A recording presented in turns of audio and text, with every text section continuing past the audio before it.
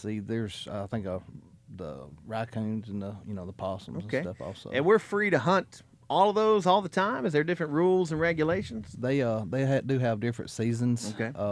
Coyote and hog, stuff like that is open year round, and then you have a certain time of the year you can coon hunt and stuff like that also. Gotcha. Okay. And so then when it comes to your actual way of hunting, you can use firearms. You can go bow hunting. I just, stalking a predator with a bow, that just feels primal and fantastic. I just Yes, it does. I just love it. I just love In it. a loincloth. Looking that guy like that guy Looking from like Maryland. O'Malley. So, how do people get into predator hunting from your experience? Is it out of need and necessity, or is it, hey, I can't hunt for what I normally hunt to because it's out of season, but I can go after a coyote any old time I like? How do you guys see that folks get into that? I think, just my opinion from what I hear from customers on a daily basis is, they've got these deer hunting clubs and they're sitting out there and their fawns, is being ate, during the early spring and they just sort of get tired of that because it's doing away with their deer population. Absolutely. So they take and decide they want to try to do something about it, and that's where it goes from there. Are you a gun for hire? Yes, sir. I do hire it. That's what I figured. So, I had a friend of mine that he's in a big hunting club down in South Alabama, and he said, he asked me if I was interested in killing some coyote, and I said, I'm always interested in killing coyote. What a stupid question that is. But he said, he was willing to pay some people to come down there and start slaughtering them. And I said, well, the easiest thing to me to do, since I've got a trapping background, so I was like, man, what you do is you trap them.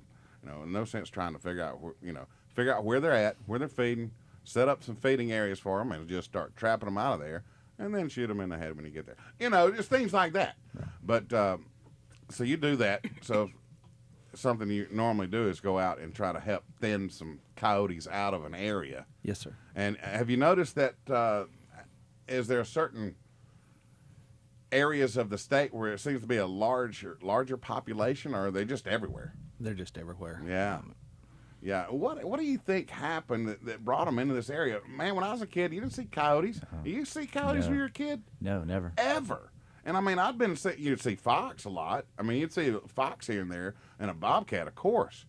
But coyotes, and armadillos, we didn't have no armadillos. Well, what is that? Armadillos, coyotes, and wild hogs. Yeah, see, we didn't have wild hogs either. That's the trilogy of ruining your deer hunting. Absolutely. It's a bigger picture of acuity. It's quality deer management. And when you want to manage the deer population you have on your property, you have to control your predators. And, most clubs and most organizations strive for a 2-to-1 or they ultimately want a 1-to-1 ratio buck to doe. Sure.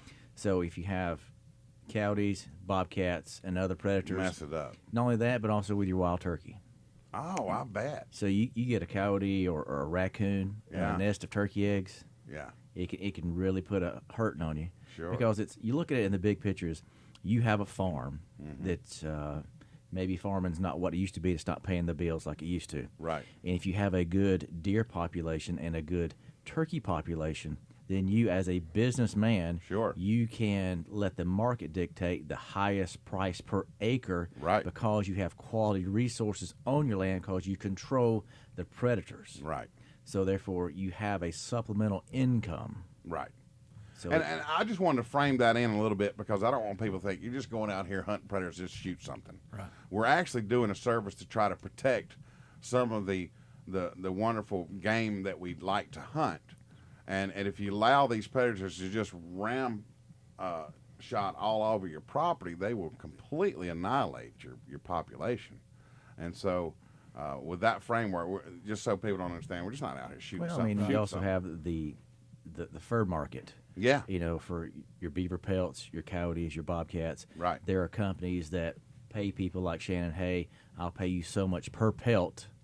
And not only that, you're doing a service to the farmer or the landowner, but it's also putting money in the hunter's pocket too. Right.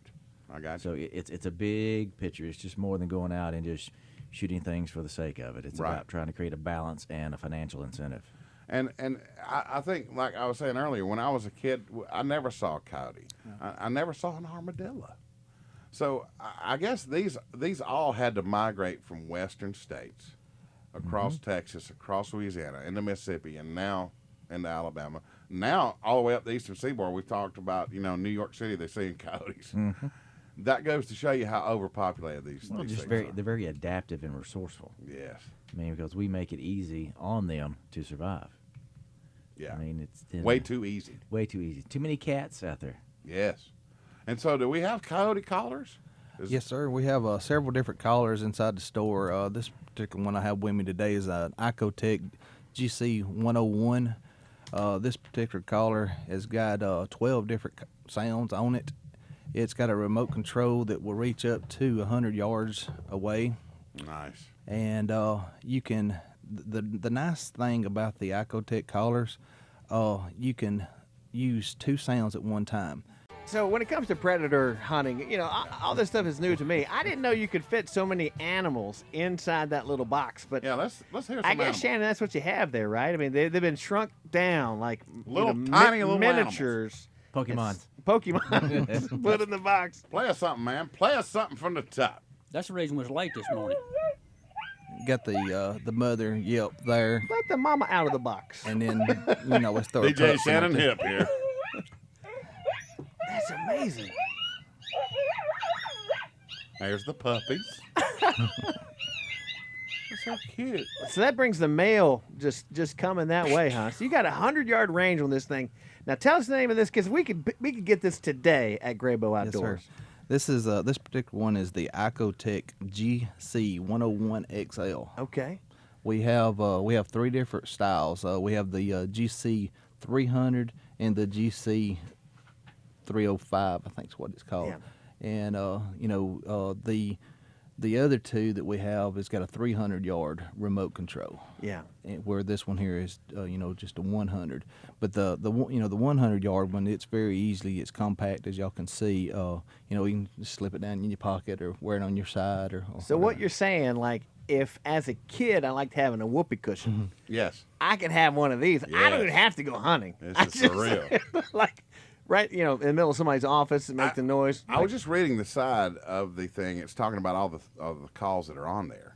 And it's got several coyotes. I guess that's why you brought it in here, because it's got coyote yep, and you got alpha males, and you got the female coyote, and then you got the pup distress. But then it moves down further, and it says woodpecker distress. Yeah, it's got a You can't shoot woodpecker, can you? No. I think that's illegal, isn't it? well. Well, Shannon, it's all right, buddy. It is or it ain't, man. Come on. No, that's interesting. I've never heard of a woodpecker in distress. I'd love to hear what it sounds like. Could we hear a woodpecker in distress? Because that one, I don't know.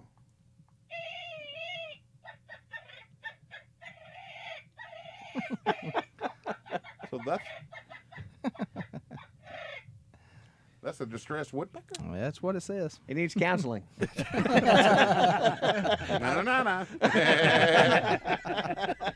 I always thought that's what it was. I was half expecting to hear that. Yes. That's what I thought I would hear. Well, when you look at electronic call makers, they're going to pack so many calls into it, because someone who goes out and wants to predator hunt, they're always going to go to the pup in distress, Right. howling, mating, locator call. Sure. And eventually you get a bunch of people in a club and they're using those same 4 calls. Right. And the coyote's like, okay. They got used to it. I get used to it. If you throw in, Woodpecker distress. a woodpecker or anything else distress. anything else that Yeah. picks like, hey, I've never heard this. I'm going to go check this out. The same I thing with gotcha. a turkey hunter. Yeah. You get the old wise turkey that's heard every call and Yeah. everything. He knows, I'm not falling for that bag of tricks. Right. I know what that is. Same way with crows. Crows are a lot smarter than what people think. And They sure are. so I mean, they have can to, see. you have to throw a different call at them I got you. to entice them, to make them want to show themselves. And I mean, it would be literally within minutes. Blue jays and crows would just be flying in there. They all love a fight, don't they? Oh yeah. They love to see a fight. They got their iPhones ready to go. Oh, they are. They're like filming the whole thing. It's awesome. It's rioting in the animal world. I think it is. Yeah. Whether you win or lose, somebody's going to be fed at the end of it. Absolutely. Yep. And we do have the CDs like you're talking about with the different sounds where you can put them in the boombox also. That is cool, man. Well, I like that better, where you just got it all wrapped up into one, and it's got the remote control. You said 100 yards away. That's correct. How good is that rifle you got? How many yards can you hit with? Well, What's the longest shot you've made with that rifle? I won a tournament out in Texas a few years ago at 370 yards. What? That's a long way. How did you see? I mean, yeah, I guess you got a really good scope. Oh yes. That helped, didn't it? Oh yeah. If you're 17, that's a small That bullet. is a tiny little. Yeah, that travels a It's long cooking. way. Yep. And moving with a high degree of velocity. I saw that Mark Wahlberg movie Shooter years ago. I think it was based on our man Shannon right here. I think. I think it was. Let's go to Dave on line 1. Hey, Dave. Hey, good morning, guys. Hey, what's up? I've never used any callers like that, but I do live out in the country and have coyotes. So I was particularly interested. And when he played that coyote sound, I've got this 125-pound Catahoula that tore the furniture up trying to get to the radio. That's great. If it works on coyotes as good as it did my dog, I'll be down there. You need to go get one, Dave, and you could thin those coyotes out a little bit. Hey, I need to. Yeah. Thanks, guys. All right, Dave, you take care. That's amazing. Just drive on down to Grabow Outdoors. Yeah. You'll pick you one up today. You got plenty of those in stock? Yes, sir. I need to come get one, too. If you can do electronic calls, or if you want to trap them, we have traps, and we have I did see y'all had some of them Victor traps over there. spring traps, and we also have live traps. So depending on what your level is. We got several mouth calls also. Nice. I don't know about all that. I like the remote control stuff. I want to sit up in a tree, shoot things. Mouth calls with a couple of mouth breathers. I was picturing people on the interstate with our station on, just coyotes rushing the car. We'll be right back. Welcome back in. Grabow Outdoors is with us. David Selt, of course, Director of Operations there at Grabow. You can go by there. He's there all the time. Yeah, come by and see me. Come by and see Tell me him. a story. Shannon Hipp, Randy Green also joins us. Shannon, you're the Predator man.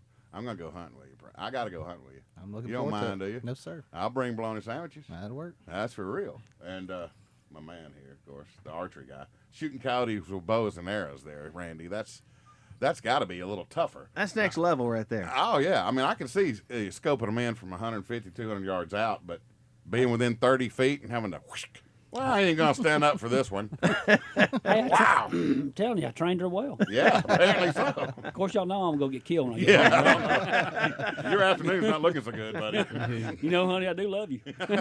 So really, archery, how viable is that when it comes to hunting predators? We've got different wildlife out there. Any tips if you're a bow hunter and that's the route you want to go? Well, yeah. I was down in South Alabama at Jackie Cottle's hunt, and I was asking about shooting bobcats, if we had an opportunity to shoot bobcats, and they told us to kill all we could kill. I said, well, they got to be a law about that. He said, on our property, I want you to shoot them. Yeah. So There's the law. So, right, because all them down there loves to turkey hunt. Right. And all the bobcats was eating the turkey Oh, eggs. boy, are they ever. So I said... The bobcats like turkey hunting too. You better believe it. Because they're just like a regular predator. Yeah. They're gonna eat the turkey eggs, bust them open, eat them. So actually, I harvested two with a bow and arrow. They was 15, 18 yards. Yeah. I shot them about five minutes apart. That is awesome. It was, So you're telling me after you shot the first one, another one came out? Oh, yeah, same- In the same spot. walking the same trail. That's amazing. When I picked one up, I pulled the arrow out of the ground that I shot the first one with. Yeah. It just went right through it. And the other one, I picked him up with a tail. I picked the arrow up and shot the first one with it. The arrow went through. He run about 5 yards, 10 yards, and just fell over. He was just laying there dead. So I pulled the arrow out of the ground I shot the first one with, and reached over and picked the other one up with a tail. Well, in that same story, I don't know, 30 minutes later, this big doe comes out. I was going to shoot her. We won't tell you that part. This other doe run. Anyway, make a long story short. This doe runs out. She runs out 53 yards. I thought, well, if you're going to be there stupid enough to stand there, I'm going to shoot you. Right. So I dial at 53 yards and shoot her. So shot two bobcats and a doe at the same setting. So I thought that was pretty good. Same spot. Same spot. Didn't even have to move. Didn't have to move. That explains why you are a guest It's here. a slaughter. That's unbelievable. Hunting segment here On the But guys. you always think of bobcats. I mean, they're so smart. Fast, very, very fast. And they're usually so skittish about getting around people or smelling and stuff. So. I was actually downwind from them when they come walking in. I was sitting there looking for deer to come out, Yeah. and I seen something move. I looked up and I said, "Well, that's a bobcat." I took my rangefinder and ranged it. I said, "Well, that's less than 20 yards." I just put it on 20 yards, and he just turned broadside. And I just shot him. Wow. Arrow blows through. He jumps up about 4 foot Yeah. off the ground. Yeah.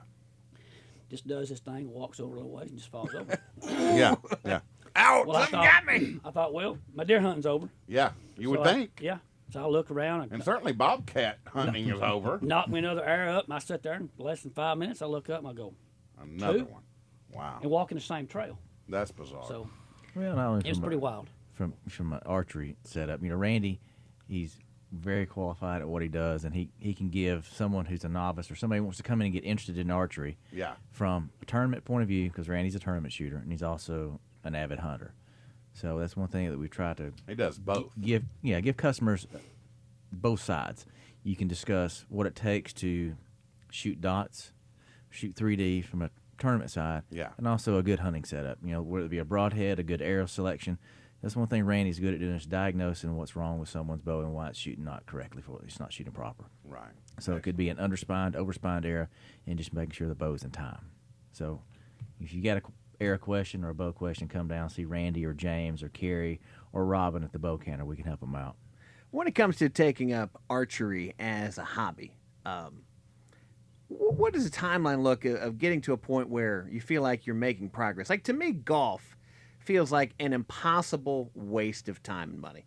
Like, I just can't ever get any better at golf. So I'm always looking for new pastimes, new hobbies. Is archery one that over a course of months you can get better? Because I feel like, Jim, I'm telling you, I could play golf for the next 20 years and never be any better at golf. I just stink. Like tennis I like because I can get better. Basketball, I can get better. Golf, I can't get any better. But archery, and you guys down there at Grabow and Newbury with these great products and other products out there, can you take someone off the street who's never done this before? And is there kind of an expectation of, if you practice and do what we tell you to do, you can get better? Sure. I kind of refer to archery kind of like bowling. I love to bowl. Okay. Consistency. Archery is very consistent. You need to do the same thing over and over. By working at Grabow's, I've learned a lot from James. Yeah. James has taught me a lot, especially about tuning the bow. Well, I'm looking forward to it. I don't know nothing about it, but I do have about 1/16 of Cherokee blood in me. My great-grandma, she was an Indian. So I'm hoping maybe Now- that comes out. Now, the difference between shooting a recurve and then shooting a compound bow is different. It's a different setup, a whole different side of the perspective. But you could start with the compound and you never know the difference. Yeah, if that you just right? started with a compound, never shot a recurve. Would that be yes. smart? Well, if you're going to hunt, that's what I'd recommend is a Right. compound. So I'm going to hunt, so I'm going to start with the compound. Compound, it'll be great. Okay. It's come in. Well, your wife was so nice in showing me last time she was here that I needed to turn it around. Was you trying to hold it up with the wrong hand? It's not going to shoot that way. Well, that's the problem. Is I shoot a gun lefty, Me too. and so I don't know if I should shoot a bow lefty or not. I don't know. So she said that y'all get me straight. We'll get you straight. So I'm going to come down there. The wife is, I don't know if excitement's the word. I've talked her into going to class. We're going to take an archery class at Grabow. Okay. And she's semi-excited. And I'm going to thank Hunger Games for that, because I think without the Hunger Games, she would have not been excited at all. I thank Jennifer Lawrence every day of my life. I do too, for a different reason.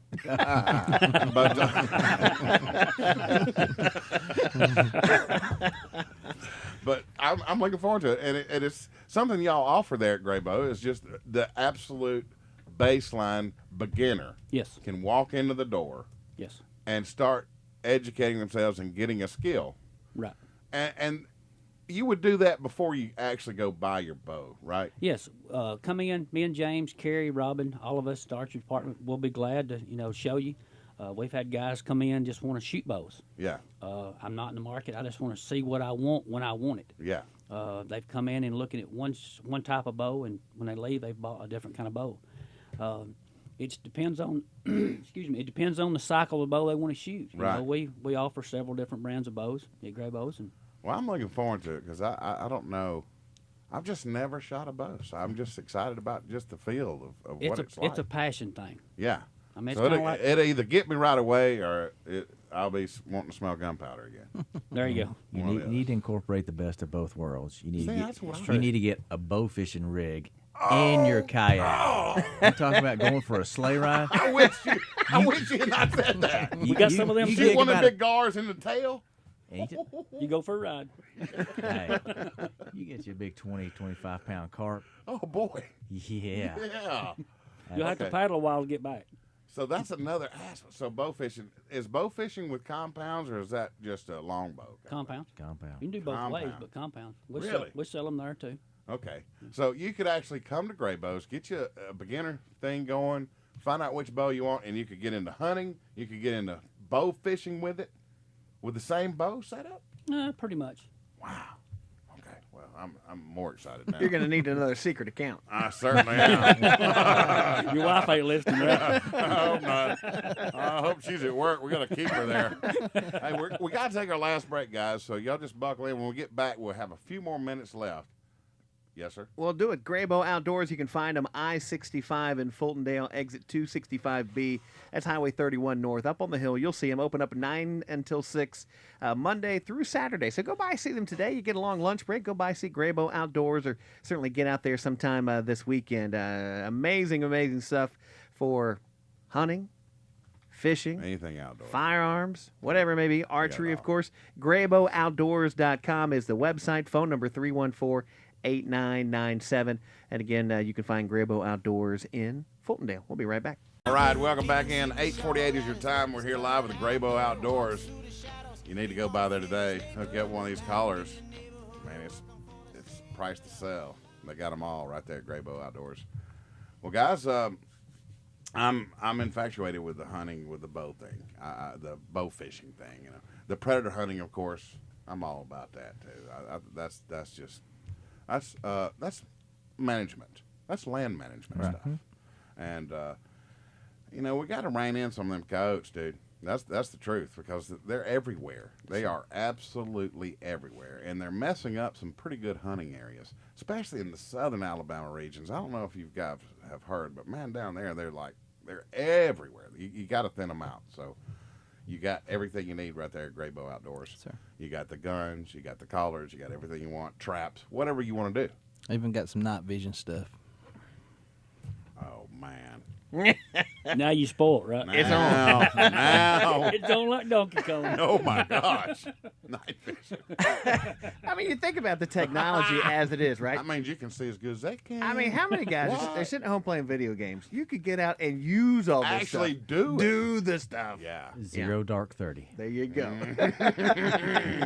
Get them at night. Sweet. So you got a little night vision. Oh yeah. Okay. That's awesome. And I like the little grin you get there, buddy. Oh, I boy. bet you're a good, fun time to hang out with here. Like, Well, fellas, when I you're a got fat an boy- idea. When you're a fat boy, you definitely want to do whatever you can in the dark. Because, you know, it gets hot out there on the water. Right. He was telling us the story about I can't doing the be bow outside. fishing at night with the one spotlight and seeing some gators. That's fantastic. That sounds absolutely fabulous. Not as hot. Mosquitoes may tote you off, but we got DEET for that. And now we can hunt coyote at night Yes, with sir. the night vision. Legally. Let's face Legally, it. yeah. That's when those rascals are out Right. by the droves. So then you have herds of coyotes to shoot at. That's right. Have you ever shot more than one coyote with the same bullet? No, sir. You ever attempted that? No, sir. Okay, well, that's your challenge. Yep. Next time I talk to you, I want you to line them up. And because that round you got will go through several, right? Right. So you could actually line up to a tree Yes, sir. and take them all down Now I did just shoot one other night with my Glock, with your handgun. my handgun. 40 caliber Glock? 9mm. 9 milli Yes, Glock. sir. Out the window of my pickup.